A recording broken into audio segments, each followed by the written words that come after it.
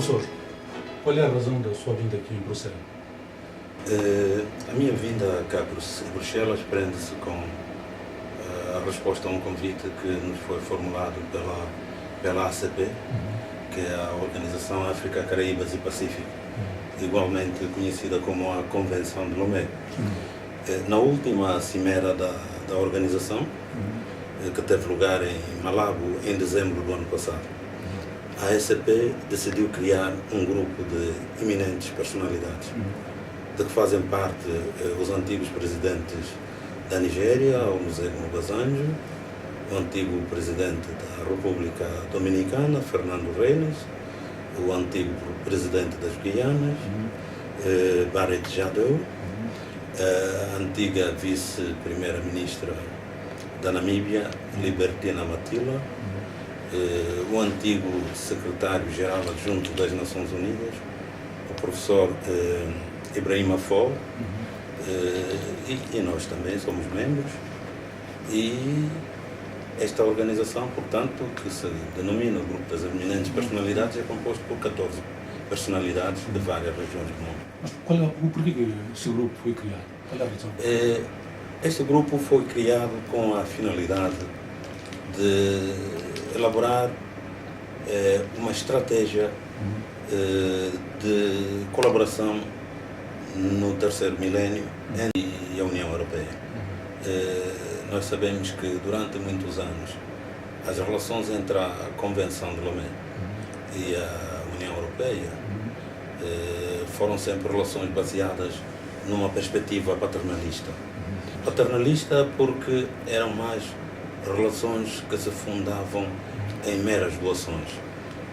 Hoje a visão é de se evoluir para relações que tenham por finalidade um melhor aproveitamento das vantagens comparativas dos dois grupos de países, por um lado, e por outro, que sejam relações fundadas numa base de igualdade e de vantagens mútuas.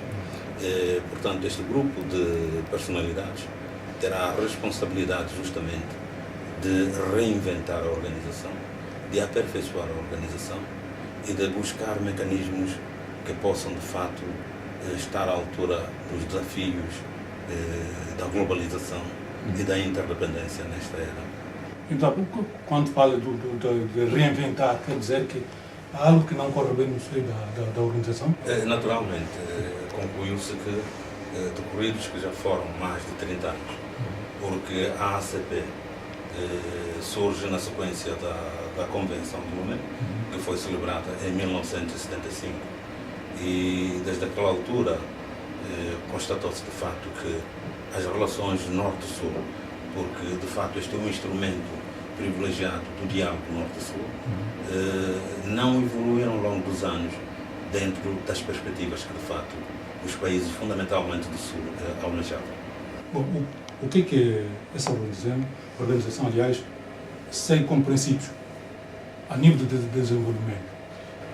A nível de desenvolvimento, os princípios são justamente a busca de um relacionamento preferencial entre, por um lado, a União Europeia e os países da África, Caraíbas e Pacífico, que no fundo são a maior organização intergovernamental internacional. É de facto uma organização que engloba mais de 100 países, é uma organização vasta. Bom, em relação a essa organização, o que Angola tem como impacto? É evidente, Angola é um país que goza de uma posição privilegiada no seio da África Austral.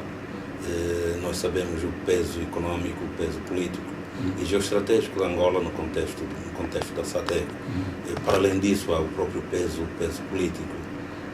Não podemos deixar de ter em conta que a libertação, a independência da maior parte dos países da África Austral deveu-se fundamentalmente a Angola, à visão estratégica de Angola, ao papel desempenhado, o papel visionário da Sua Excelência o Presidente Eduardo dos Santos, o Presidente Agostinho Neto naquele tempo.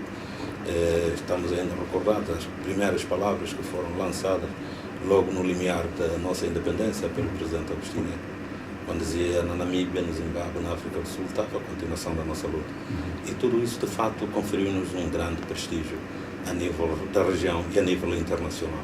como se não bastasse, numa era de profunda crise económica internacional, o nosso país é de facto daqueles que mais tem vindo a crescer a nível do continente africano e mesmo a nível internacional. Temos estado a crescer a índices de facto surpreendentes, a percentagens que de facto têm admirado sobremaneira a comunidade internacional. O que é que vão abordar durante essa reunião? Durante esta reunião, na sessão da manhã, ouvimos os discursos de Sua Excelência, o Secretário-Geral da Organização, o Dr. Chambaz, ganês, que durante vários anos, de facto, teve a responsabilidade de servir de centro, que harmonizou os interesses gerais.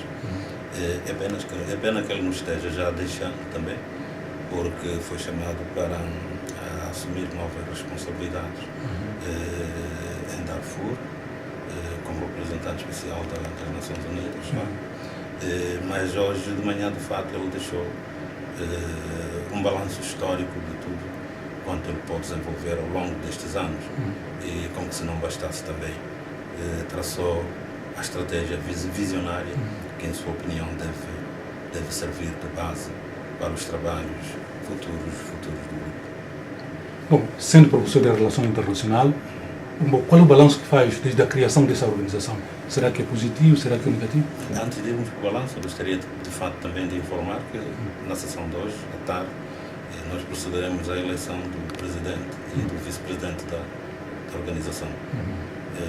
E isto vai de facto... Quem é esse senhor?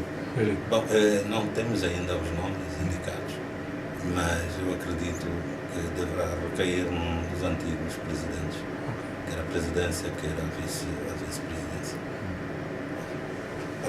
Quanto à última pergunta que colocou, o balanço que eu faço enquanto professor de Relações Internacionais, direito desta organização, eu acho que é um instrumento de fato privilegiado para o diálogo norte-sul, porque nós sabemos que os países comumente designados como o terceiro mundo, embora eufemisticamente assim se chamem, são países que têm um grande potencial económico e não podemos deixar de ter em conta que o norte será mais próspero e mais envolvido, quanto mais próspero e desenvolvido também for o sul, porque hoje vive-se numa era de interdependência, numa era de globalização, numa era de mundialização. Nenhum país pode pretender assumir-se como uma ilhota isolada, porque estamos todos ligados por um contexto, uma mutualidade de conexões. Sim. Bom, professor, sendo uma pessoa da matéria, gostaria de saber qual é o balanço, aliás, o que você acha da nossa diplomacia angolana? A nossa diplomacia foi sempre uma diplomacia extremamente ativa, extremamente atuante, e isto vem ainda desde a era da própria luta de libertação e mesmo desde o limiar da nossa independência. Estamos recordados do trabalho extraordinário que foi empreendido por Angola no sentido da sua afirmação no plano internacional. E isto começando por aquele que pode ser considerado um dos mais proeminentes diplomatas do nosso país, que foi o presidente Eduardo dos Santos, logo no limiar o patrono, como dizem. No limiar da nossa independência, foi o nosso primeiro-ministro das Relações Exteriores, e foi ele justamente que conduziu o processo da admissão de Angola nas Nações Unidas, em 1976. E depois disso, os diplomatas que têm se seguido têm estado de facto à altura dos grandes desafios que a atualidade tem imposto. Não podemos também nos esquecer, ao longo deste trabalho diplomático, do papel desempenhado por figuras históricas. Estamos aqui a falar de figuras tais como o venerando mestre Paulo Teixeira Jorge, já conhecido, figuras como Pascoal Uvalo e tantos outros, que de fato não deixaram de dar o seu concurso, o seu contributo para a evolução da nossa diplomacia. Para terminar, tens uma mensagem particular? A mensagem particular que eu posso de fato deixar neste momento é augurar que a nossa diplomacia continue sendo ativa e atuante como sempre foi. Aliás, ao longo dos últimos anos, logramos de fato feitos históricos. Não podemos nos esquecer que Angola já esteve no Conselho de Segurança das Nações Unidas, que Angola também já esteve a presidir o próprio Conselho dos Direitos Humanos das Nações Unidas e tantos outros feitos e realizações que de fato têm orgulhado toda a nossa nação. Obrigado, professor. Okay.